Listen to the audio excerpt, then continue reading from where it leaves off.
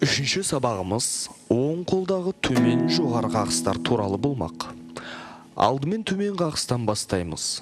Төмен қағыс саусақтардың бәрін жинап, сұқ саусақтың тырнағымен, білектің салмағымен төмен қарай қағумен жүзеге асады. Қаққан мезетте білек буындар бос, яғни еркін болуы шарт.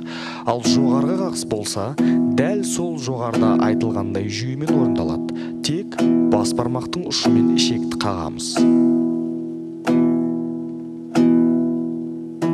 Асықпай алма-кезек ерсілі-қарсылы қағыстармен дайындалған пайдалы.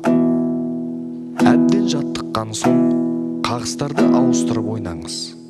Мысалға, 2 төмен 2 жоғары, 1 төмен 3 жоғары, 3 төмен 1 жоғары деген сияқты қағыстармен түрлендіріп ойнап жаттыққан дұрыс.